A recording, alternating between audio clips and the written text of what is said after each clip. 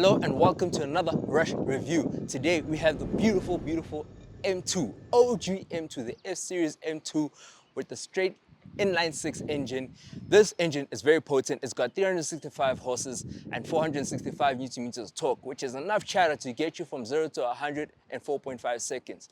I personally think this is one of the best cars you can buy for the money. These cars range about from like 600 all the way up to 800,000, depending on mileage. Yeah, your mileage plays a big factor in what these cars are. But besides all that, the driving dynamics that we'll get to later, the way the car sounds, the way the car looks, I don't think there's a lot of cars in this price range that is gonna get better than this. And most importantly, is completely rear-wheel driven. And this car is so famous that it actually, not this car in particular, but OG M2's coined the phrase, "Hey my brother, play the pipes, make brrr." And every OG M2 owner is then obligated to make brrr with the pipes. Let's see what else this car's got to offer.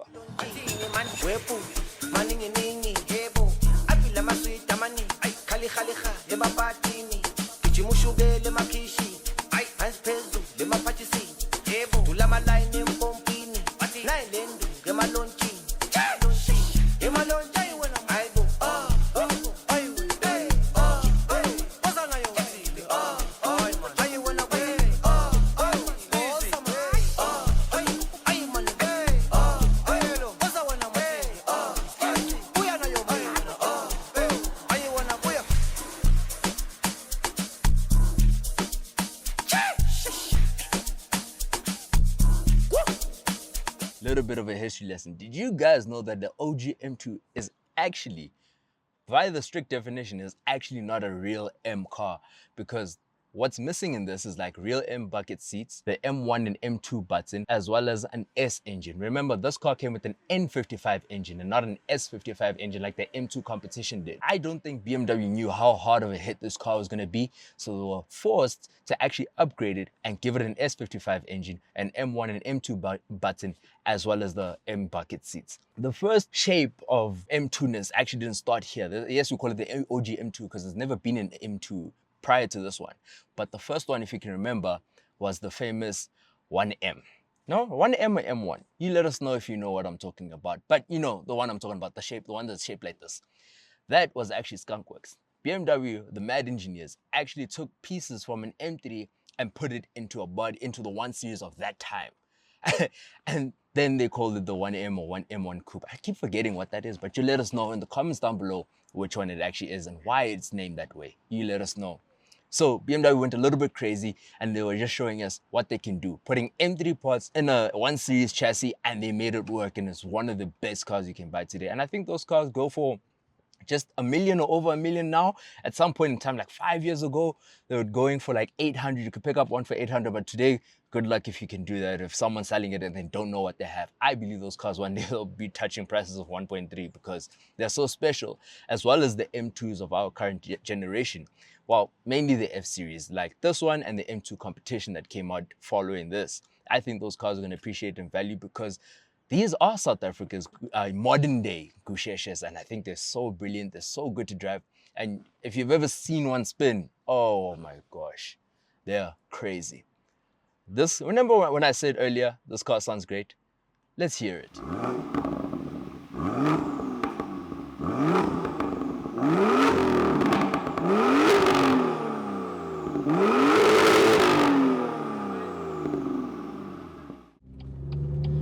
Right guys, you catch us in an M2, and this is the review we have for you today. So right now we're going to go to the petrol station because, you know, these things can be thirsty. Big shout out to the owner. If you guys would like us to review your car, your baby, please do let us know. We'd love to. It's nice, it's fun, it's interesting. We're down to do it. Yeah, it's always a good time. It's one of the best cars you can buy in South Africa for the money, I'm telling you. This car is so much fun, and it's a good starter car, I won't lie, in terms of getting into the sports car world. In case you don't know what you're doing yet, you definitely can get into one of these, and we'll talk about it more. This is a BMW M2, the OG of OG. I like to call this South Africa's modern day Gusheshe, because the way these things spin is incredible, it's insane. And the way they handle, the way they feel, perfectly balanced car. So first driving impressions is that it's an easy car to drive. It's like it is like a normal 2 Series, but you can feel that there's something very special about it. You can feel that it's been beefed up, if you will. And I love looking in the rear view mirrors because you can see the hips. And you know what they say, hips don't lie. Gosh, this thing sounds lively, man. But Sports Plus is the place to be.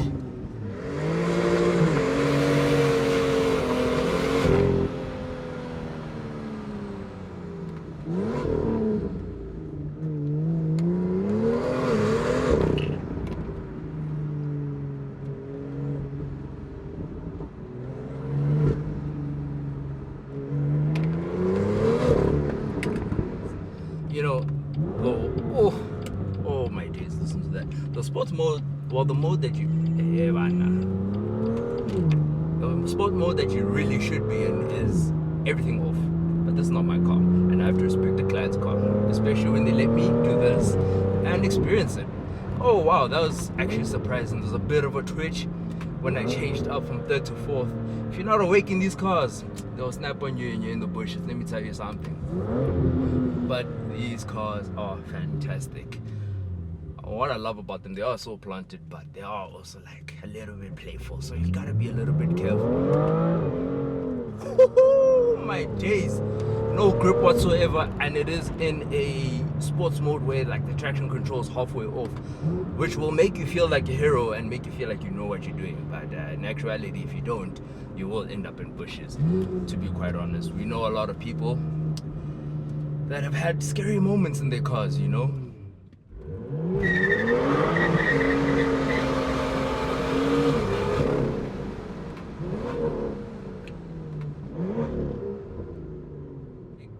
I can't explain how linear the torque feels. Like it feels like it's just been fed directly in, and it's not that scary at all, to be honest. Let's see if people will actually respect this stop sign. But if you do want to drive an M car and you don't know what to do in your first time, a long time, a good friend of mine has a lot of M cars in his collection, and the advice he gave me was like, you know, keep everything on and always hold the steering wheel straight and plant your foot, and no matter what the car does, don't lift off and keep your steering wheel straight, and at some point in time the car will catch you. The traction control will kick in and catch you, and it will save you, so that way you won't end up in any sort of bushes, you know what I'm saying. Then there's nothing to worry about. But if you're gonna correct and overcorrect and do all this and that and you don't know what you're doing, it might just end badly for you, and that's the last thing anybody wants with their cars, you know. So just keep the steering wheel straight, plant your foot and keep it in, and if you feel like it's doing way too much and the car's booty is all the way out there, grab some more gears, go higher up in the gears, and it should slow it down. And now obviously if you're gonna go fast, it's also very important that you know how to slow down. And if you feel like you hit the brakes hard and you're not getting enough braking power, like you can see that you're like, you know, this distance is closing and closing very fast.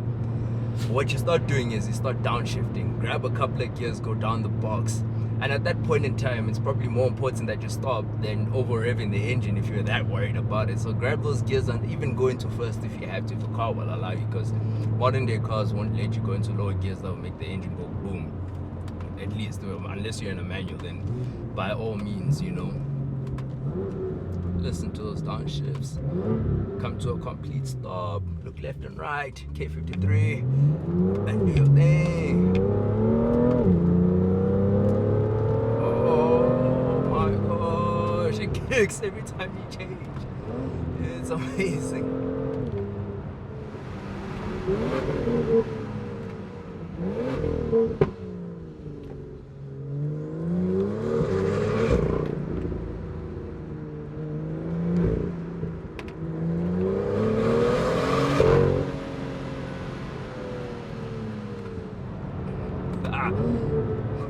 And then, oh my days. And then cornering as well. Funny enough, every fiber in your body, whilst you're in the halfway through a corner and you feel like you're taking it way too quickly, every fiber in your body will tell you to hit the brakes. And I promise you that's actually the last thing you should do in a corner. Keep the power the same, and if you feel like there's not enough turning, and you feel like you're going a little bit wide, lift off a little bit, but make sure that you're always ready to get back on it, because you really want the force of going straight to overcome the force of going sideways. Science, rush science. What are we talking about here? Because otherwise, then the car will get loose, and if you hit the brakes, then that will encourage more of the sideways movement, and then that way, I don't even want to tell you what happens after that, to be quite honest. I don't know, and I wish and hope and pray that I'll never have to figure it out. And if you want to learn what to do in these cars and how to drive them and so on and so forth, if you want to learn how to drive so on and so forth, the best way to do it, oh my days, the absolute best way to do it is to get an M Performance driver's experience. Those are going about for like 7 to 9K, and you learn how to drive your own car and learn how to do it safely. And if you're going to decide to do it on your own without the driving experience, make sure you're in an open area where you can make mistakes and you won't be punished for them. That's everything I can say. Cool. So we're here with the owner of the car, Pels. He's going to tell us a little bit about ownership cost. My boy, what's happening? How are you? Yeah, I'm good in you, my dog. Alright. Nice. Thank you very much for letting me drive your car. No worries. Yeah, sorry for scaring you a little bit. Nah. So yeah, tell us, how much fuel do you spend in a month? Between 3.5 and 4 grand. Yeah. It's not too bad. But that's because it's a daily. I don't have any other car. I actually took it to service 2 weeks or 3 weeks ago. Yeah. It wasn't a major. 4.3. But that was only because I also had to change the wiper blades. But then minus 700 and do the maths, and that's how much it actually costs. Oh, okay, so that's not bad at all. It's not bad at all. You know, that's like similar line of cost to my Fiesta. It's not too bad. It's not too bad. Have you done a major? That's next, actually. Oh, are you scared of that?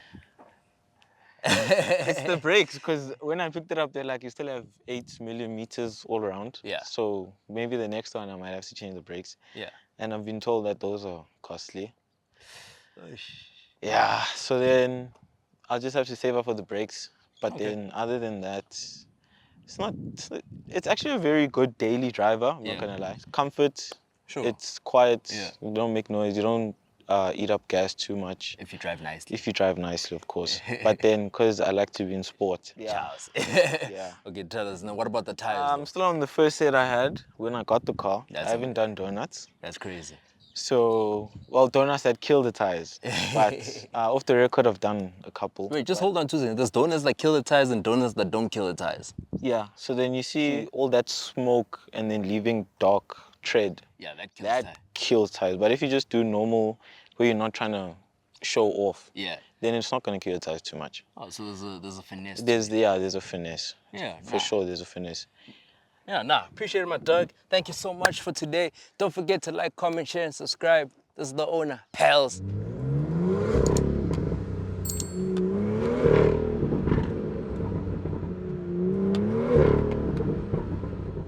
So yeah, guys, this is the BMW OG M2 F87. What a brilliant piece of kit. I won't lie to you, this is one of the best cars ever made, and this is South Africa's modern day Gusheshe. Can it chew you up and spit you out? If you don't respect it, 100%. But if you respect it, I'm telling you, this car will hold you down for the longest time. And like, the way it drives is like nothing else. It's so planted, it shakes and bakes, but at the end of the day, if you know what you're doing, you're gonna be absolutely fine. Don't do too much, just do enough, and you're gonna have the time of your life. This car is one of the best cars around ever. And I think, especially for the money, remember, like around from 600 to 800K, depending on mileage, you can pick one of these up.